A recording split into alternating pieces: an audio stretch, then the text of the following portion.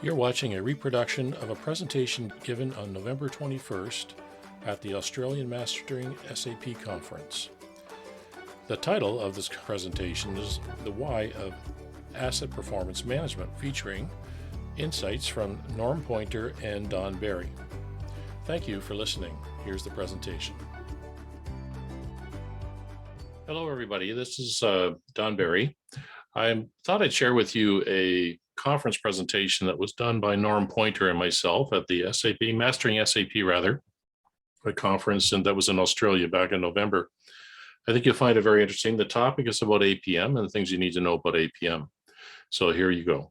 Hello, everyone. We're just going to give it a minute for people to join. Welcome to our session. I'm Norm Poynter, and I have the honor of having Don Berry with me today to present the why of asset performance management.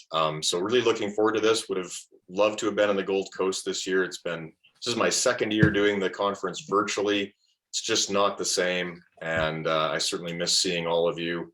I certainly miss the weather on the Gold Coast as I sit here in Calgary and Don sits in Toronto in what is sort of Canadian winter right at the moment. So, and we'll get started. So how we've broken this up, we've got 75 minutes. We're going to go through some definitions. We're going to talk about process, data, and technology.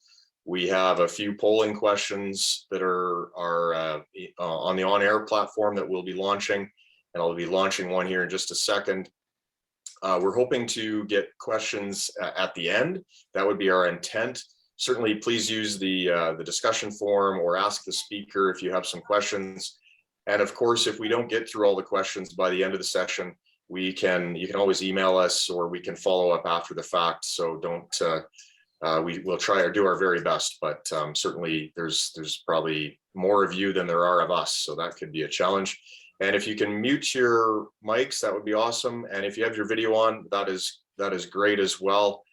So with that, Don, let's go to the next slide and we'll do the introductions. So Norm Poynter, I've been traveling to Australia since 2006 every year for the Mastering SAP Conference. And I'm looking forward to being there again, hopefully in 2022. Long sordid, sad tale of woe with respect to SAP and asset management, and personally very, very passionate about this space. Love the work I do every day, and love to be able to pass on knowledge to all the folks that are here at conferences like this. So Don, how about yourself?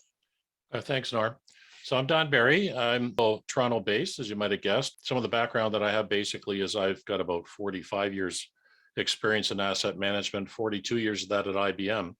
And I was both the country manager of asset management for Canada, but I was also the global lead for the Center of Competency for IBM's both Maximo and asset management strategy. Been teaching at the University of Toronto since 2004, and I have a reliability background as well.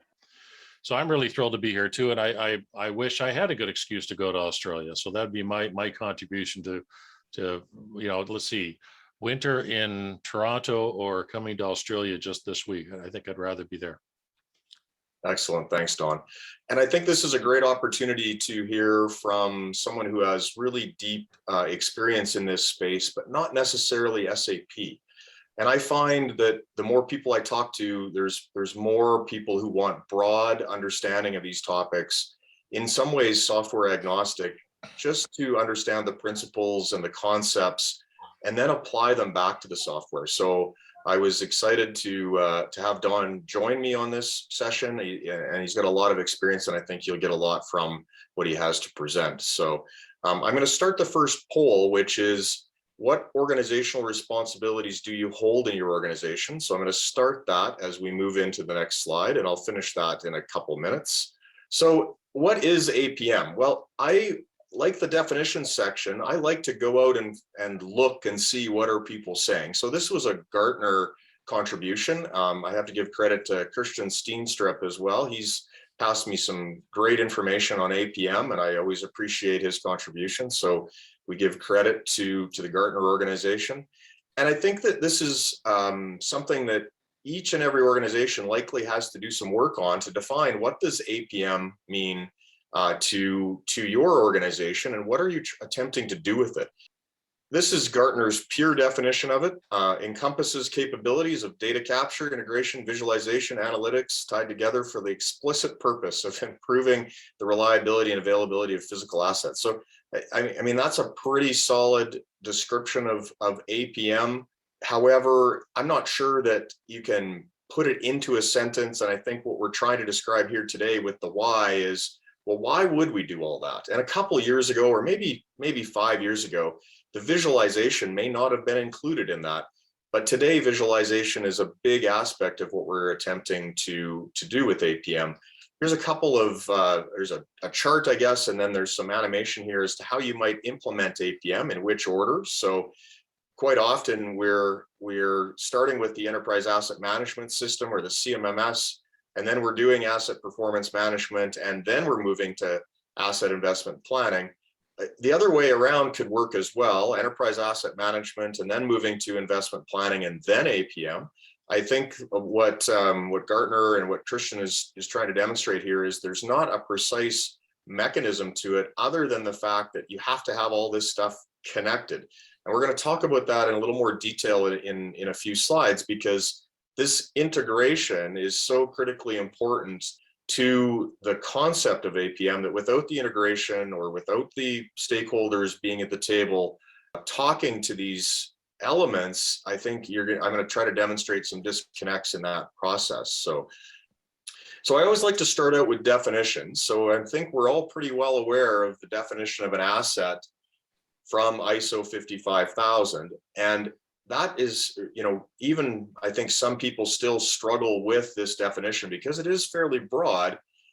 But in the case of APM, I think the principles could be applied to many different types of assets, even some that are not necessarily what we're considering at the time. We can apply this definition to humans, or to IT components within our organization. We can apply the same principles to many of those elements, to our data, and follow the same processes and concepts as we would with physical equipment. So just something to consider around with the meaning of assets, and hopefully some folks on the call today haven't seen the ISO 55000 definition, and this is new to them, and they can go and have a look at that standard and see how it might apply in their organization. Now, performance, I go to Google. So I went to Google for assets, but it's not as good as what ISO does. But Google comes back with an interesting one, which is the second bullet, not the first one, the act of staging or presenting. Well, we're kind of performing here, I think, Don. That's certainly how I feel. The action or process of carrying out or accomplishing an action, task, or function. And I think when we break performance down, that's pretty poignant of what we're trying to do. There's lots of actions we must take in asset performance management. There's lots of tasks. There's certainly functions. And if we move on to the definition of management, which is a self-derived definition, this is where I like to I challenge managers. I go into organizations and I challenge them on the language they're using. I challenge them on what the concept is of what they think they're performing. And this came from a friend of mine one day. We were sitting around kind of noodling how could we get senior management to understand engineering information management. And out of that conversation came this thermostat example, which I really like, because it's really clear and everybody understands what a thermostat is. So if we don't have that set point, then how do we actually report on performance, and how do we actually analyze that performance, and how do we adjust? So management is that done over and over and over to ensure that we're meeting that requirement. And APM now today, I focus a lot on this in my day-to-day activities, is this automation of that analysis and that response. So I don't know that we can continue to live into the future with people being expected to go run reports. I think we need early warning systems. Just today, I was on an SAP blog site trying to figure out if I could make the old early warning system work in a particular scenario that I was trying to solve, and prove the fact that this exception-based reporting model is better than the sort of on demand where somebody has to go run a bad actor report or run a failure report or run something that they then have to maybe determine, can they make a decision from? So I hope that those definitions and those slides make some sense and introduce us to the topic and where we're going. But to start with, that's where we like to ground on this asset performance definition. Now, something else I've run into recently, and this is a case study from one of my very good friends who's a vice president of asset integrity at a large drilling contractor here in North America.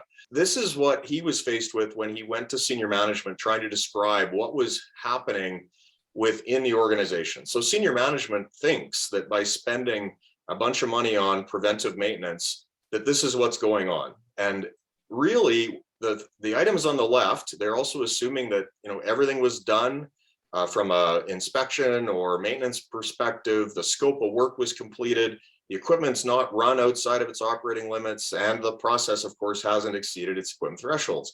So he went in trying to say, listen, this is what you guys think is happening, but the next slide actually depicts what's really happening, which is in each case, they were seeing 3 malfunctions of, in this case, a rotating piece of equipment in between their inspection frequency. So they're regulated to do these inspections, they're regulated to do the major overhauls, and yet they weren't getting the equipment performance from their PM program. And it was evident by the costs, of course, as well as identifying clearly these failures. So in my mind, what they did here, and luckily I was involved from a periphery perspective on this, the investigation that they did internally and the work that they did to present this, it was in essence asset performance management.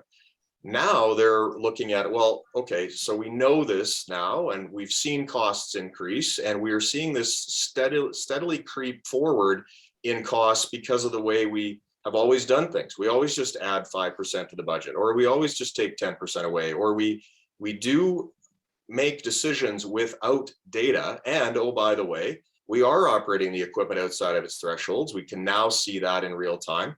We do have scopes of work that aren't completed, and if maintenance is introducing defects or vendors are introducing defects, and subsequently this is the result. So this has turned into a daily costing model for each piece of equipment on the drilling rig. And the rig managers are now being held accountable to that daily cost for each piece of equipment and have to really justify why they're spending money outside of that amount. And it's getting it back to the source. So if somebody introduced a defect through one of their inspections or through one of the major overhauls, or if that equipment did not perform, then they're going back and chasing the root cause of that back to the source of where that defect was introduced. So again, another real life example of asset performance management, potentially without a tool other than SAP in this case. So this is really just summarizing what I had just said.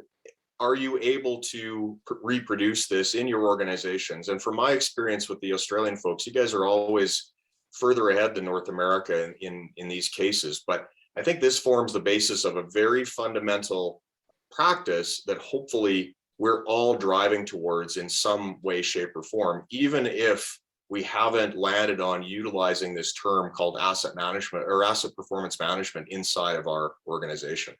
Again, giving credit to Gartner, this is really driving home, I think, where analytics are headed and what we all hopefully are thinking about, which is the reduction in human input to do that based on some type of analytical model that is reliant on good data or data that is through an algorithm made better and through decision support that's potentially automated. And I think when we look at the trends in APM and the trends in SAP moving into that market with the intelligent asset management suite, this really depicts what the future holds for us and some of the targets we should be trying to hit. And again, we're going to try to hit a few of these points further on in detail to demonstrate some of the gaps that we've seen as we've tried to move forward with APM in various organizations.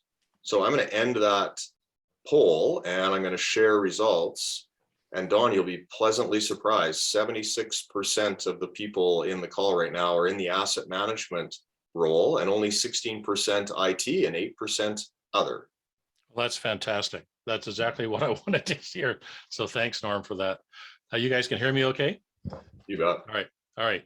So I've been giving presentations for years as one of the global leads from another product, Maximo. And it was not uncommon to go to a conference and have 300 people in the room and ask that same question and find that 60% of the people were actually IT folks, and maybe only 15% were maintenance folks or asset management folks, and the rest were something else, maybe consultants or whatever. And so that's great. I'm really pleased to hear that representation. That's fantastic. One of the things I tried to do, especially when I'm talking to both maintenance folks and executives, is to recognize that every asset was really acquired for a reason. We bought this thing to produce something. It's traditional reliability center maintenance kind of view of thing. We didn't buy the pump, we bought the function of the pump. And so all our assets are basically lined up to produce some value and represent a supply chain. I often use my water bottle, if you like, to kind of say, if that's my supply chain, we need to find a way to support that. In Canada, we used to have an oil filter company called Fram. I don't know if that's also in Australia. They used to say, you can pay me now, you can pay me later. But the reality is, if you don't do maintenance, then the assets that are there to provide value are likely going to fail. And therefore, you need to provide maintenance once in a while. Maintenance can't do its job without parts. Parts can't do its job without procurement. Procurement can't do its job without accounts payable. And so traditionally, a lot of those things worked, and they worked in isolation. The actual asset management systems, particularly the ones I was familiar with, weren't necessarily talking to the operational systems. And so we had to find ways to make that work in an automated way. When you talk about enterprise asset management or asset performance management, and I would also almost synonymously say inside asset performance management is reliability data, or reliability center maintenance data. Primarily, an enterprise asset management system is there to help you execute maintenance efficiently. You've got your assets listed, you've got your work requirements, you've got your asset priorities, and you're executing that with some parts support and some KPIs and maybe a bit of BI analytics. All of that happens in a generic EAM solution. What the EAM doesn't do on its own is tell you what maintenance to do efficiently. It doesn't pick the effective thing to do efficiently. And generally speaking, a reliability mindset and a place to put that data, most tools today put that, EAMs are growing to be that way, but most of them are still doing it in an APM type solution. And so we need a way to have that effective information help us influence the things we should go do efficiently. And so that's basically the simple view of how I was looking at, if you like, why asset performance management. Doing a little bit of research, I was doing research on this topic when Norm said he had to talk about this in any event. I'd already come across a number of different reports, and one came out from ARC that basically declared that asset performance management is there to drive operational excellence. It's really hard to argue that. It's something that we all want to accomplish, and it's not something that you just turn a switch on and you're there. It's a journey, it's not a destination. I mean, even when you think you're there, it's going to move on. There's more things to compete with. It definitely requires a community and a collaborative coordination effort to make it happen. It requires the organization to be resilient and also agile with understanding what data we have and what new data, and do we really know, or do we just think we know? Is it tribal data? Is it actual scientific understanding of what it is that could happen in terms of forecasting failure? It requires a strategic focus on being efficient and effective, and also aligning for why the organization strategically exists in the marketplace. So we have these assets, they're here to drive value. That's why we're in business. Why are we here? And it has to align and work to optimize people, process, technology, assets, and if you could also say, and data. The reality is, in my experience, everything in asset management has been about a 60% people effort, if you like, and 25% process effort, and technology is only about 15%. So here we are at an SAP technology type mindset conference, and recognize that, the so-called technical stuff, although that's going to be a challenge, we got to get process, and we really need to get the people. The average maintenance person, myself being a maintenance person, we're problem solvers by definition, and frankly, we're a bit cynical. And so how do you get hundreds and hundreds of people in the same organization to want to change, to something that we used to be focusing on to something for the future? Well, you do it by helping them focus on something bigger than themselves. And that thing that's bigger than themselves, hopefully, would be operational excellence. Again, looking at ARC, they notionally suggest this is what's required to support the notion of Industry 4.0, and I can't disagree with that either. Most organizations are coming from a CMMS or an EIM, and so they're leveraging existing vital data points, and I've listed them there. But we also want to be able to provide quick access to critical information and be able to understand other things that we need to do. The notion of machine learning, by the way, I mean, I've been doing what somebody might call machine learning and curating data for 40 years. So to me, I think machine learning is algorithms. It's over and over and over, making sure we get them right. I don't know about everybody on this call, but I still don't trust computer to make the decision until I've confirmed and we've lobbied that all these things are correct before I automate those things. So there's a lot of things that have to be done. And frankly, I have a lot of experience in this space. I'm still not ready just to let the computer do it if I haven't proven and curated that both the data and the decision. It contributes to operational performance automation. That's really the key. If we can turn out something, and Norm kind of talked about, if we were to dump ad hoc reports and look at it and maybe make a decision, write a plan to make something happen, maybe days, if not weeks, even months have gone by before we respond to something. And the reality is we end up with asset downtime. If we can automate that, we turn that cycle time to a nanosecond. I mean, wouldn't that be powerful? That's exactly where it needs to go. That's exactly where it is going. And we just simply need to prepare for it because that's the direction. Looking at other reports, IDC came up with a report. Now I've kind of enhanced it a little bit, but basically they talked about this notion that we've come from a history of manual to CMMS, which is basically, computerized maintenance management system, that's what it stands for, but it's basically a campus-wide system versus an enterprise-wide asset management system.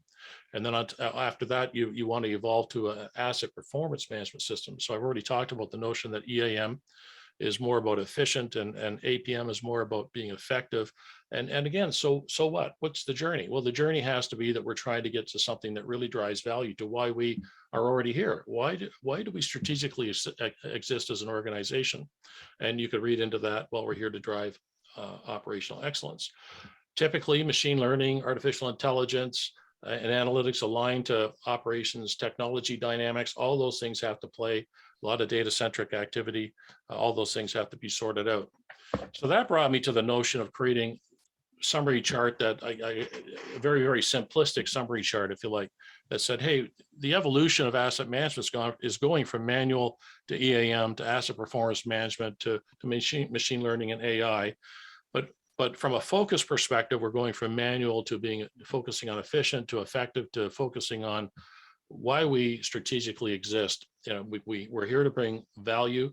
We're here to bring business value, supply chain value, and how can we strategically automate that value? From an asset management perspective, we have to have a strategy that aligns with that. We have to also do it with IT. We can't do that on our own. So now you're telling me we've got, well, I think you said 65% maintenance folks. Well, now you need to go back and hug your IT folks and say, hey, come along here. We got to do more. We got to do more with what we did. And you need to be brave enough to go ask them, okay? Or maybe tell them that we need them to do more. And frankly, if your current tools don't do it, we still need to do more. So how are we going to go make that happen? And recognize too, that it's not going to happen if you don't enable your change. If you get people to both from a leadership perspective and a people perspective to go make this happen. So who does it serve? And I don't spend a lot of time on this asset performance management continuum. Well, it serves the maintenance team. Certainly the leadership have to be on board because nothing really happens with the leadership being leaders, frankly, and being seen leading this. From a reliability perspective, we need the reliability leaders there to lead these things. We need operations to be on board and say, no, we're not just going to tell you to go away. It's our equipment. We'll tell you when you can go work on it. No, they need to be involved in this. And we need them to be participatory and understand how we're going to go drive all these things. And then on top of that, we can't forget our friends, the data scientists, who frankly probably want to get involved in all these things now. And we won't take that topic on just now. I'd say we probably do need them, but I would argue if we get things right, boy, they could really knock it out of the park if we get some of this lined up. If we get the maintenance and the reliability and the operations lined up, they can really knock it out of the park. So All of this, again, has to be done by IT. So IT supported, hence IT leadership. You're not going to get it without that support. And generally speaking, you're going to need all these folks together to make it happen. So we're going to talk a little bit about the support of APM and how we make that happen. What are the processes that have to happen to make it happen? Well, you need to leverage existing data. We've already talked a little bit about that. We need to collect and centralize the asset risk and reliability strategy decision data. That's code for, you need to, stop throwing out your RCM analysis, your RCM investments, and bring that back to the table. Because frankly, I would rather trust 6 people that know what they're talking about than a computer on whether we've curated this data properly. And even if we could get to the point, and I will talk about that later, about getting a computer to come back and tell me what that strategy is, I still want that reliability group of 6 telling me, yeah, the computer was right. We need to curate that and get those decisions correct. We need to collect and centralize asset health. Probably a lot of you are doing that already. Track asset health and predict and prioritize asset failures. We need to prescribe asset mitigations and actions, which is kind of like bullet 2 up there. It's part of that. Optimize asset maintenance planning. It's great if we can optimize what we want to do. We get the effective thing done, but if you can't execute efficiently, then we still have more to do. Both things have to happen. We have to be very, very effective. We have to be very, very efficient.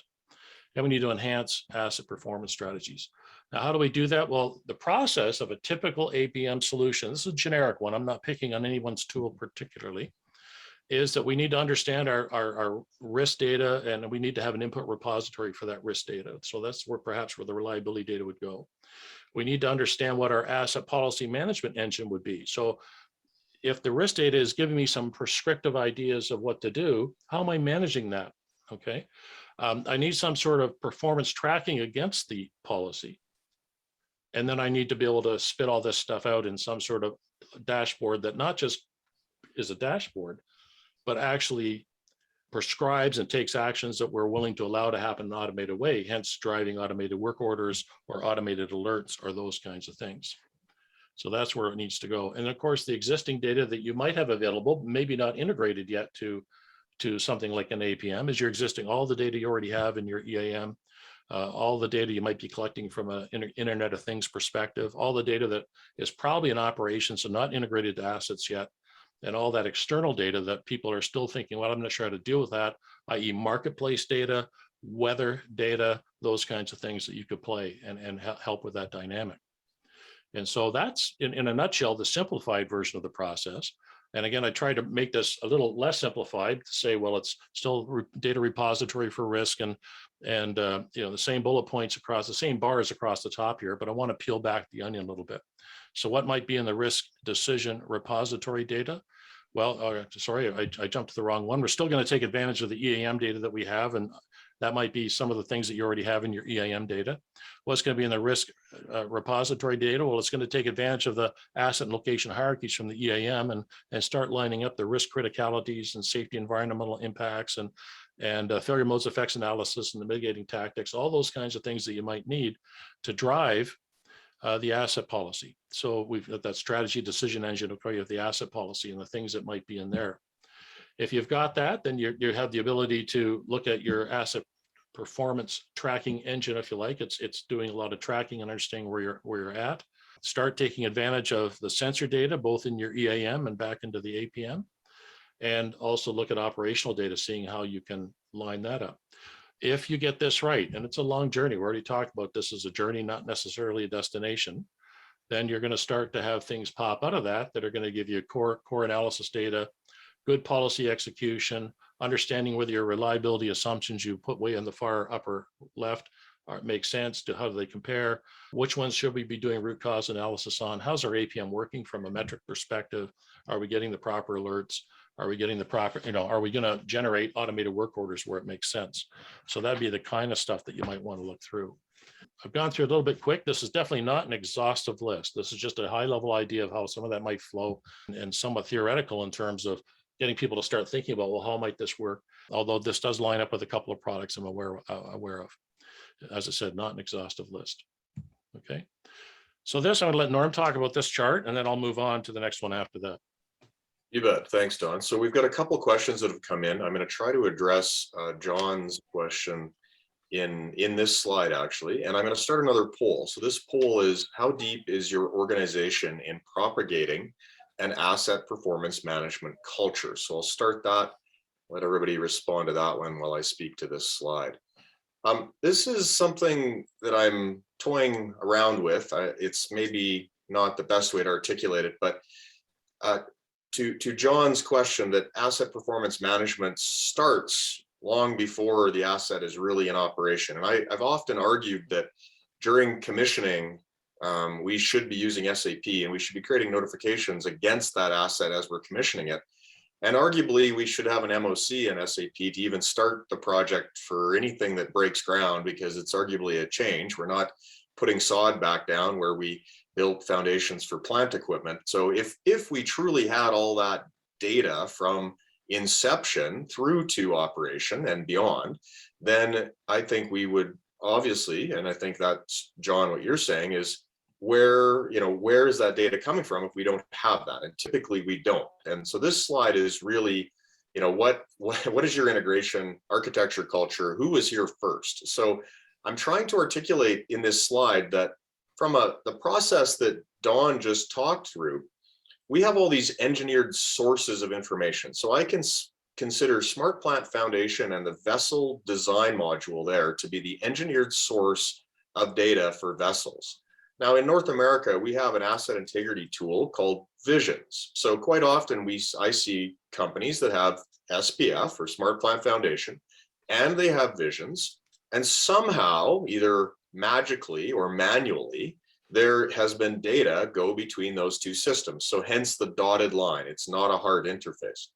At the same time, we have SAP where that vessel tag ended up as a functional location likely, and maybe a piece of equipment with a nameplate. And if it's regulated by a steam or boilers branch, as we have here in Alberta, then there's a vessel rubbing that goes someplace, and there's certain regulatory requirements that have to be performed to ensure that that vessel is of course safe from an asset integrity point of view. But those systems are not typically connected, and the vessel integrity guys, the chief inspector, he wants nothing to do with SAP. He wants all his data in his system.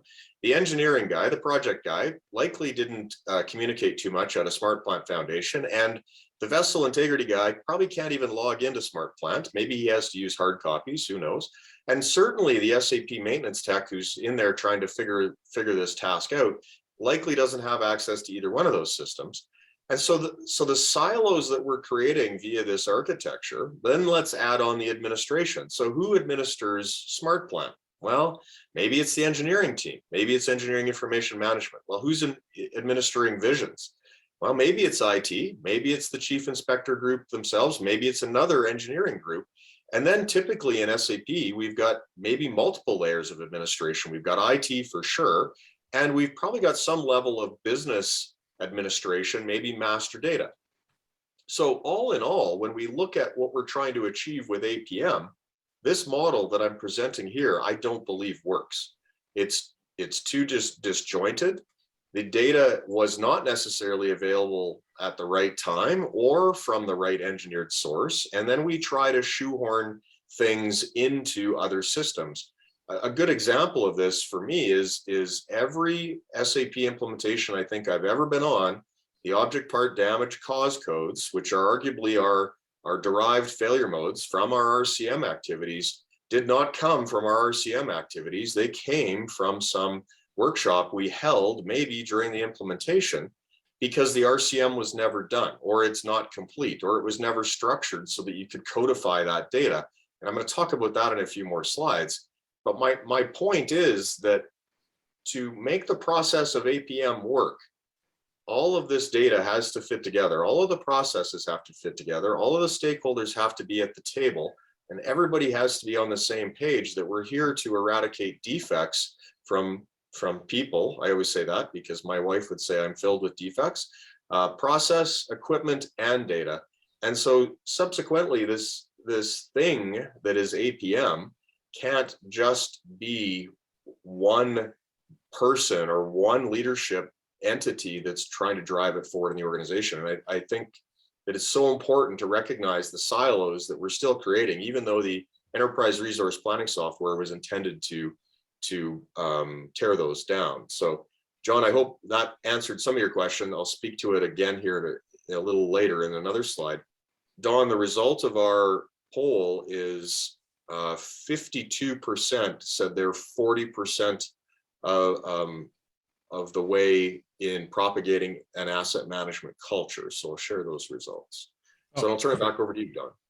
Thank you. Well, that's a start. We need to keep at it. I mean, one of the things I wanted to point out here, because it's very, very critical. I already talked about the notion that anything you do in asset management is about a 60% people thing. We see an awful lot of projects with good intentions that just don't get it right when they go to execution. And often the issue is culture. So culture eats strategy for breakfast, quoted by a gentleman named Peter Drucker. When you want to get anything done in asset management, you got to get your leaders aligned. And along with getting your leaders aligned, you also need your staff to understand what the priorities are and get them to understand why the priorities are what they are. You need to understand where you are and what the journey should include, near term and short term. We need to get IT and OT and maintenance aligned to support each other. It's going to take a community if you want to make this work. Look at the data points that Norm just talked about in the previous chart. It's going to take a lot of different folks to understand. And you got to start. I've seen a lot of people go, yeah, that's really tough. I'm not going to do that now. You got to get started. You know, maybe starting a little bit, as long as you don't blow it up while you're trying to do is better than doing nothing. A powerful, and asset management is a powerful, empowering culture. If you get that right, it's a sure route to organizational success. I want to give you another example of a little bit of a pet peeve, and I'll try and go through this a bit quickly, but there's a lot of material here. I once did an assessment with an organization, happened to be a power utility in North America, and they came through a whole strategy of what they were going to do. It was going to include a lot of different things. And at the end of it, one rather experienced leader, senior person in the company said, you know what, maybe we're not going to do that reliability stuff because we already have a pretty good foundational reliability culture. Okay, so what is it? And he tried to describe it to me, and I can tell you that it wasn't this, but I would say, look, a foundational reliability culture would have been asset-based health metrics and bad actor assets identified and defect elimination teams and outage reviews and backlog reviews and a really strong total productive maintenance culture and schedule compliance and those kinds of things. Again, not an exhaustive list. But if you had those kind of things that say, okay, yeah, you do have a good foundational reliability culture. But you know what? For the future, if the future is going to get to the point where we need to start thinking about, not taking that weekly cycle or multiple weekly cycle that Norm talked about earlier, we need to get the data right. We need to go back and look at the reliability center maintenance stuff. We need to identify and prioritize our assets and train the right folks to understand reliability teams. We need to get maintenance and operations and design engineers all aligned. We need to calibrate those methods in reliability. We need to create facilitators and pilot reliability analysis, document assets, operating context, create insights to prescribe the best mitigating tactics, create thresholds for flagging actions. So for those who might be familiar with RCM2, that didn't necessarily come out, but in RCM3, it's forced out during the failure modes effects analysis piece. Document plan data and tactic plans in your enterprise asset solution or your APM solution. You need to put it someplace. And if your EAM can't handle it, then guess what? That's what the APMs are doing now, and get management commitment. Why are we doing that? Because that's a lot of work. If we do all that, that's a lot of work. We got to get people together. Why are we going to do that? Why, do we really need to do it? We'll just look at our bad actors. Back to the cycle Norm talked about. Well, you're doing it because you want to support an IT and IoT enabled culture in a reliable way, a reliability culture. You want to integrate the asset health, the transaction and reliability threshold data. You want to understand your market and external data, i.e. weather and stuff. You want IT and artificial intelligence to automate. And that's this notion of a first pass of RCM analysis. Now, I'm going to stop and talk about controversial topic. I'm not going to suggest that I'm aware of anybody doing that now, but I am aware that we can use artificial intelligence and IT to analyze different ways to attack cancer. And if we can use it for people health issues, if we can use it for finding better ways to attack cancer, certainly we can use it to attack better ways to deal with the assets that we have in our existing operating context. So it's there. We just need to apply it and understand how we want to apply it. The tools are there. And then obviously have the right teams to come in and curate to make sure the data was correct, that the decisions came out of it correct, so we get comfortable automating these things. And we want to also have an IT integrated reliability culture. So we need to understand how we can make all those things happen. If we do that, then we can bring along our data scientists. And wouldn't that be a wonderful way to have your data scientists come in? Understand and confirm asset operating context, make sure the failure modes effects analysis data makes sense for the things that they're seeing after the fact, mitigating tactics and thresholds, understand the thresholds are correct, how to automate decisions from the reliability data insights. How do we do that? What could the benefit be? Well, clearly huge benefits in terms of operational excellence, but let's just go back to the simple notion of what the savings would be from a pure reliability center maintenance perspective. You're going to have improved productivity, increased maintenance effectiveness, reduced costs, pretty much across the board. Now, one of the things that we put in here, and Norm put in here, is to talk about data. And clearly we need reliability data if we're going to execute this stuff. The next chart will actually talk about EAM data. We need that as well. But just to segue off the reliability, you need to collect the information from EAM, so the asset hierarchies, we need the root cause analysis, we need operating context, we need failure modes and failure modes analysis. And we need to have the mitigating tactics that are prescribed from such a set of analysis. From a EAM perspective or asset management perspective, we need to have the ability to integrate other data from other systems. We need to understand the health of the assets. We need to understand the safety, integrity, disciplines, if you like, and collect some of that. For decades now at the university, because I also teach at the University of Toronto, we've been teaching WIBLE analysis and risk-based inspection and fault tree analysis, and mostly WIBLE, frankly, but also explaining fault tree and HAZOPs. There's other kinds of analysis that you can put in there as whatever you select to be the appropriate policy for doing the analysis in your business, and we can start putting those tools in there and have the data to support that as well. And then lastly, we need data to predict maintenance forecasting data examples. So we need machine learning and AI type things such as neural network analysis. We need the statistical analysis to make sure that the data is what we think is reasonably accurate. We take advantage of machine learning, take advantage of proprietary algorithms. More and more APM solutions now have hundreds and hundreds of algorithms that you can take advantage of. Monte Carlo simulation, that's been around for 30 years. Likely you could apply that too where it makes sense. So Norm, I'll let you go from here. Sure. Thanks, Don. So just two things I'm going to do. I'm going to start another poll. I'm trying to answer questions in the background and run polls. It's like chaos over here.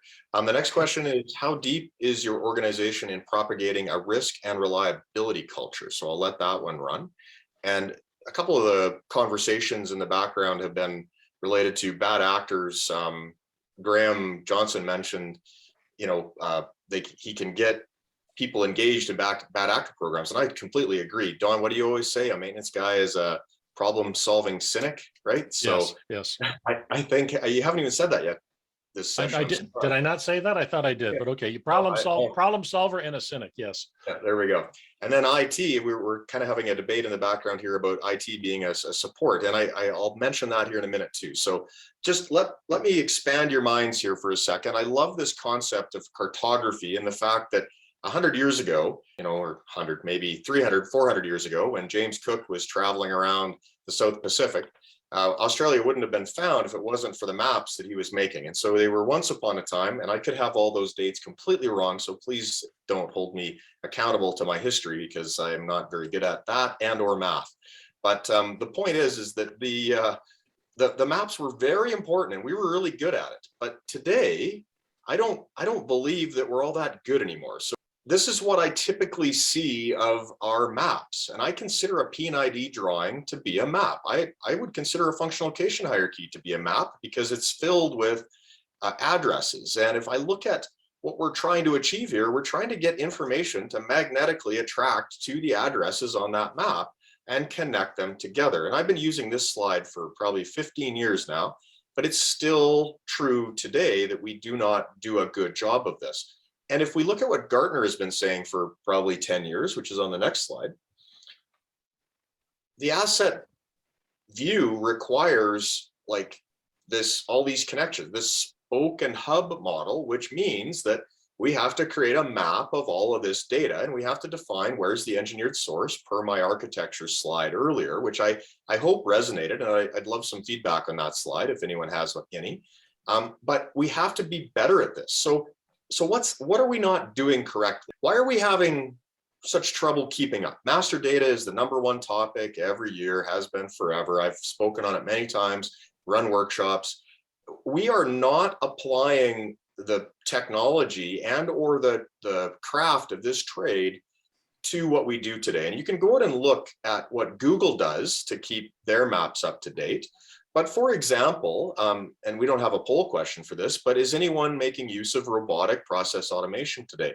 I always felt we should be having little bots crawl our networks every night, crawl our LiveLink, our SharePoint, our Documentum, crawl across Smart Plant Foundation. Oh, geez, I found V-101, I found V.101, I found these patterns, and then exception reporting on what's happening with that data, and then providing either the mechanism to update, oh, it's in service, it's out of service, it had this happen to it, oh, it's got a technical service bulletin. Again, rather than forcing everyone to go do that work, let's start to automate it. And Google is doing that with all of us. We are all sensors for Google. And this is a great article on how does Google do that. But our phone, every time we drive down the street, Google is updating information. So everyone is a sensor. Yet in our industrial lives, we have not created a mechanism where everybody can be that sensor and update data, which I think is so very important when it comes to what we're trying to achieve. So back to some of the questions that were in the background. Well, where is that data coming from? If we didn't have SAP during commissioning, or we didn't have a tool to capture that, where did that data go? And who is the technical authority of that data? I've gone away from using steward or custodian or owner. I want the technical authority of that data to be the person who is creating it. And that could be a technician in a notification. He's the engineered source of that information. He has to be accountable for that. And that is so critical that those sensors, back to the map example, are in their proper spot and that information is flowing in. So now let's move into something that I see all the time. One of the questions that came in was, well, where do we get sources for strategies? So here I have, I don't know, probably hundreds of these templates from pump FMEAs. There's companies out there that specialize in providing this data. And the problem with any of this data is it's not codified. So somebody here has created an Excel spreadsheet and they did the 1A1. Well, unless we're going to code in SAP and our object part damage and causes or our failure mode or however we're collecting that data, that index, well, then it's really not translatable back to the system or the strategy spreadsheet in this case, where we're storing that data. So as an example, in the failure modes here, we've got all kinds of things all embedded, which is fine, but they are not necessarily the same level of granularity that we would collect in SAP and report against.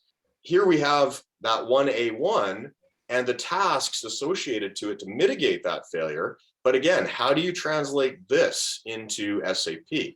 And if we look at a tool like GE Predix or Avera or any of the APM tools that are out there, you've got to build that codification in. This is what the output typically looks like coming out of SAP. So you've got P999, which is no code available, and then you've got expected wear and tear. And yet the description of the notification actually has more codification in it. But again, how do you line this up back to that strategy template that I just described? And then how do you get that into an APM system without an architecture and without everybody being at the table? And that to me includes IT. This is an actual GE Predix screenshot, but it's all free text. There's no codification in the ASM module necessarily, unless you started with an RCM and promote a template up through, and then you reuse that template. Then there's some codification. So once again, we don't want all this free text. And if you were to go to the GE Predix help site, and I'm not trying to throw them under the bus, but if you go look at their help site, which it's wide open, anybody can go do it, look at their process flows, look at all their help. Even the sample data that they have on their website is all over the map. It's not codified, it's not collected, it's not aggregated, it's just, it's not that great. But that's what the customer is faced with unless they have a schedule of how they're going to organize that data. So let's look at putting the codes in. Let's put the codes from SAP into APM, which is possible. And or let's determine which is the engineered source for those codes. Should APM have come first? Should the RCMs have come first? Should they have been codified? Should the asset strategies have come first? Should we have purchased asset strategies from a source or phoned a friend? I can phone, I don't know how many friends and get all kinds of asset strategy templates and then adapt them. But let's get them codified, because we all arguably could be working off the same song sheet here. And ISO 14224, I haven't said that yet today, but I will now, has a good set of codes in it that could be used across multiple organizations. So I think it's really important that we understand what addresses we need built into the data, what system landscape architecture we need, and that all the stakeholders must be part of that conversation and understand the why. I think it's incredibly important. And with that, I'll finish up the poll and turn it back over to Dawn. And the poll this time, Dawn, how deep is your organization in propagating a risk and reliability culture? We have 33% at 60% and 30% at 40 and 23 at 20. So I'll share those results. Okay, back to you. So that actually sounds pretty hopeful as well. I was teaching at the University of Toronto, which I've been doing since 2004 this week. And I would say that probably about that mix in that class was where they were with planning and scheduling. And they were definitely lower than that from an RCM perspective. So this group is, I think, doing a little better. That's good. All right, we're going to talk about technology to support asset performance management. And just borrowing a couple of points here, the simple answer before I even get to the Gartner report is, in all the things I've read about what's going on in the space, and as I already said, I worked at IBM for 42 years, asset performance management is very much the wild, wild west. There's still a lot going on. Still a lot of people are trying to understand how to handle on or grapple with their little piece of that opportunity market, if you like. But the interesting thing from Gartner is that the asset performance management from a machine learning perspective looks like it's got the highest amount of interest from an investment plan from manufacturers. You see the other light there, about 5, 6, well, 8 bullets down or so, asset performance management to IoT, also got some reasonable ones, market share. But the things in between are also interesting. The notion of IT and OT integration through platform alignment, that's also part of this problem. We need to solve that. IT and OT, other alignments, digital twinning, machine learning, that's all part of what we're talking about. So you could literally take all of this information and say, look, yeah, we need all of that. Interestingly enough, enterprise asset management is much lower when you add all that up. That's about a 50% market share in terms of people looking to invest further and where they're at. So the growth is in the space that we're dialoguing on now. Asset performance management landscape. Well, truth is, I said it's a wild, wild west. You have EAM solution providers, which is where SAP would be interpreted to sit. We have APM solution providers. We have sensor instrumentation vendors. We have digital service providers. We have asset performance management and predictive maintenance specialists, all of them implying that they have some foothold at going after this asset performance management marketplace. And the marketplace is large. It's growing rapidly, and I would say is as big or bigger now than EAM in terms of future growth. So it's definitely growing.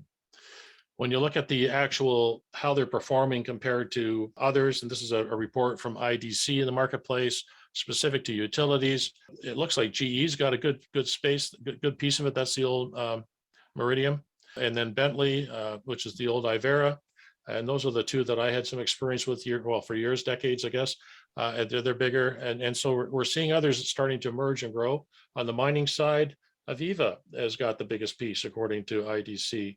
And then GE Digital and others are sort of lagging behind there. So there's lots of opportunity for growth for all of these organizations as they try to not only grow market share, but grow perception in those markets. I wanted to repeat this chart, this notion of this asset management continuum and IT continuum, and the fact that it all needs to be supported. The origin of that chart looked something like this, and this gets back to the fact that I was going to conferences and not seeing a lot of asset management folks in these conferences trying to understand how they could leverage their maturity, so they go from innocent to excellence, and to what degree was IT ready to belly up and actually support with some commitment in asset management. And I came to the conclusion that if all you were doing is putting in an EAM type focused solution, then congratulations, you're about 4 bullets from the bottom on this continuum, and you really haven't been brave enough to go ask IT to do more for you. And yes, you might be doing some automated planning and scheduling, and I kind of put that in the same efficiency bucket. If you say, look, I'm going to do some risk and reliability work, actually commit not just to start a little skunk works of reliability, but start to propagate that across my whole enterprise, I'm going to have a better understanding of where condition-based monitoring should fit. I'm going to have a better understanding as to where to put my sensors and expert systems, and that's part of the IIoT stuff. I'm going to have a better understanding of how that's going to fit into an asset performance management solution in an automated way. And yes, also asset investment planning, but that's not the topic for the day. And if I have that, then I can start to take that data and start to be prescriptive. I can take my predictive data and become operationally prescriptive in terms of, this is all that's going on. Here's how we need to optimize our operations. The term cognitive here is really AI and machine learning. So machine learning and AI type insights, predictive asset optimization. How do I take all that and optimize? In this case, we're no longer optimizing, this is asset optimization, but it's for the sake of operational excellence. And then supply chain optimization from asset management, again, driving operational excellence. It used to be that we got beat up and said, Don, we need to fix from percent planned to percent unplanned. Let's get that percent planned to 80%. And there's virtually every organization I walk into now still really hasn't got that nailed down. So that journey has to continue. But how do we change the paradigm and start looking at notionally, how much can we really predict and how much can we really predict across the enterprise in an automated way? So the game's changed in terms of what we should be focusing on. If we were to accomplish a good chunk of this continuum, we're going to get excellent work in asset management. We're going to have our assets optimized. We're going to have prescriptive asset management. We're going to have prescriptive operations management, and we're going to have our supply chain optimally set up to drive why customers come to that organization in the first place. So some might call that customer experience, okay, as part of the supply chain. So that was the original chart that probably built about a decade ago. At the time I called it the art of the possible, and it really hasn't changed too much. So where have we been? Well, we took through this notion of are you ready to serve the journey to operational excellence? And that's really what APM is about. Positions, what should the effective maintenance be and when? Remember that this is a journey, not a destination. Is IT and asset management leadership and culture dependent with a commitment? So we need to make sure that you have that you've got IT and asset management together, the leadership and the culture, because you're going to be very dependent, and you're going to be very dependent on that culture, and you're going to be very dependent on leadership commitment. You're going to require a community collaborative coordination. It takes a village. We talked about that earlier. It's a highly data dependent journey that I think Norm has pointed out multiple times throughout this presentation. Requires a strategic focus on being on not just the efficient, but the effective and why you strategically exist in your marketplace. It requires operational agility and resilience. And you need to make sure that you align and work to optimize your people, processes, technology, assets, and data. And this is really about driving operational excellence and leveraging APM to do it. Not quite a close, but almost a close. One of the charts that I also had about a decade ago was based on a double-blind study that was done to clients that had more than 100 maintenance folks in their organization. And at the time, we just simply asked them simple questions. What are you doing? What would you like to do more? And these were all asset-intensive companies. And the answer was fairly simple. Well, they want to return on asset across the asset life cycle, pretty much in this order, by the way. They want to reduce consequence of asset failure, safety, environmental, and operational impacts. They want to be able to predict and mitigate conditions and behaviors that lead to asset failure. They want to create and leverage asset-related data. And if you read the bottom line, it really just says, and we want more data. And so that journey was there. I would say that was more of a desire then. APM was around then too, but we're starting to see more and more and more of it. As I said, I showed you earlier on the technology chart, it's the wild, wild west. There's a lot of folks out there playing in this space now, but the why, which was the real question, what that Norm set up for why we're going to even talk about this today. We're there because we have assets. We want to get value from those assets, and we want to drive operational excellence. Norm, do you have another question you want to send out to the team, or any questions that came to us? Yeah. I was just trying to get questions, Don, that I think we should probably address to begin with. So Amra asked, what is the best way to make maintenance support engineers accountable for costs of their decisions/recommendations? What do you think? Well, that's a loaded question. I'm not sure that you can necessarily, everybody, it's a little bit like saying, should I yell at the fireman for which amount of water he picked up at the time he was putting the fire out? So it's a little bit like blaming the fireman for the fire he didn't start. So I'm not sure. I'm not sure I know how to answer that, but understand that everything in asset management is a community thing. I also have a very deep parts background, and I would say, should I make the parts guy responsible for not having the part in stock? The reality is that's a little bit like not having a communication with your partner and then looking at them and saying, you should know why I'm angry. If we don't have the part in stock, it was the whole community that didn't help get that part in stock. It wasn't just the poor guy at the counter. And so it's something that everybody has to own a little bit. Now, if you've got somebody that doesn't have the proper skills, they order too many parts, they take a different direction, then yeah, there's skill issues. But that's a very, very complex, very complex. Well, it's a simple question, but the answer is complex to understand the different layers of that. Yeah, good response. I think that's a tricky one to answer. I think you did a great job, Don. I'm going to run through another one here. So given that many asset operators run the same or similar assets, would a collective APM approach where strategies and results are shared between organizations in order to improve performance across the board? This is something that the aerospace industry have been doing for some time, but is this type of collaboration sharing achievable in other industries? Well, first of all, I have aerospace clients, and I can't say that I know of aerospace clients that actually do that, to be honest. So maybe they do, and that's great. I'm very much an RCM reliability guy. I got to tell you, it's always asset operating context, asset operating context, asset operating context. So I know utilities, for instance, power utilities will often have assets in the same operating context, and they might even have the same assets in the same operating context. And in that scenario, I'd say it makes sense. If you have exactly the same aerospace scenario in the same context, it makes sense. But to pretend that you can jump into a solution that's off the shelf from somebody else's analysis and not take the time to understand your own operating context is a recipe for a potential disaster. And all I can say is who gets to go to jail when that happens.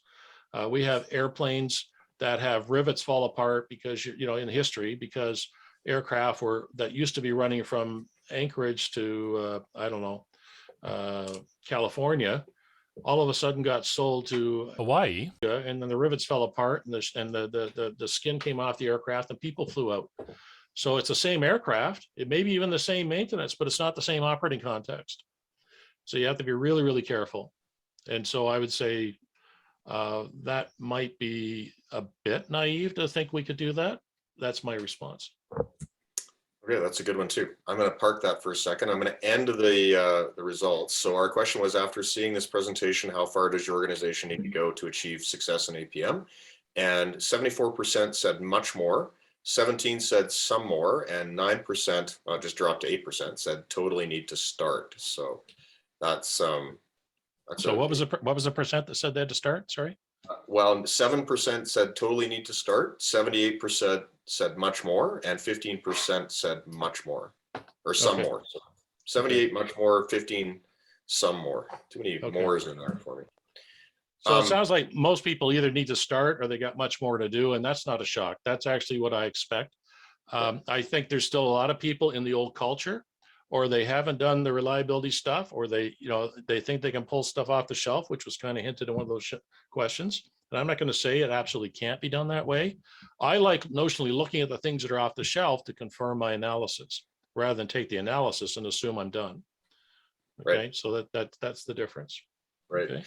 I think that question regarding collaboration, or how can we share that information? I think it's more prevalent than we think. Like I always mention the ORADA database, the Offshore Reliability Engineering Data Association, which was, really the driver for ISO 14224. There's one in the US called PERD, Plant Engineering Reliability Data. I think it's loosely coupled to the Center for Chemical Process Safety, but I've not followed up on that a long time. Companies like Uptake would say they have the largest library of this type of data on the planet. I think it's out there. I'm a little bit like you in that I'm a problem-solving skeptic, Don. So I think I think Not a it's cynic, just a skeptic. Okay. yeah, well, okay, yeah, I won't. I'll go to cynic, sure. I think it's difficult without that context, and certainly of late, I've been doing more and more of that type of analysis. The screenshot I showed with the terrible object part damage cause codes is the data that I'm seeing. So I'm not sure how we're getting good data to collaborate with in some cases, or if we have enough good data potentially to make it workable. So we've got about 3 minutes left. So this is a program that it comes to a complete halt at 5 after. So I believe, is that right? 5 after or 10? Yeah, 5 after, correct? Or 10 after? 10 after, I think. 10 after. Okay, so we've got 8 minutes. Sorry about that. Okay, so does anybody else have any questions? And would anybody like to, turn their camera on and ask a question? And I added this on the back, Norm. If somebody has some questions, please don't be shy about sending both of us or either one of us an email. We'd be happy to do it. I know in the conference, there's lots of our contact information already there. We'd love to hear what your problems are. I must tell you that probably my biggest influence on what it is I start looking at again is when somebody asks me a question and start thinking about, well, how might I answer that, and how can we look at that a little deeper. So we'd love to hear from you. Yeah, exactly. I think that I certainly, the reason I've gone to the conferences over the years and collected all the material and utilized that material over the years is the collaboration. I think a lot of the problems that we talk about have been solved, and it's just a matter of, can we apply the same solution into your culture and your organization, and will it resonate, and is the timing correct? But there's a lot of value from networking, and I think it's important to keep in contact. So please don't hesitate to reach out if there's anything you'd like to ask us. So again, thanks everyone for being here this morning, tonight, wherever you happen to be, and I hope you enjoy the rest of the conference. So Don, thank you so much for your contribution. It's been fantastic working together on this, and I look forward to the next opportunity. My pleasure. I've enjoyed it as well, Norm. Thanks for inviting me. Great. Awesome. Thanks, everyone. You've been watching a reproduction of the presentation that was given at the SAP conference on November 21st. This conference was held for the Australian group called Mastering SAP. I would like to give a special thanks to the SAP conference folks and to Norm Poynter for sharing this time and a very important topic with us. Thank you for listening.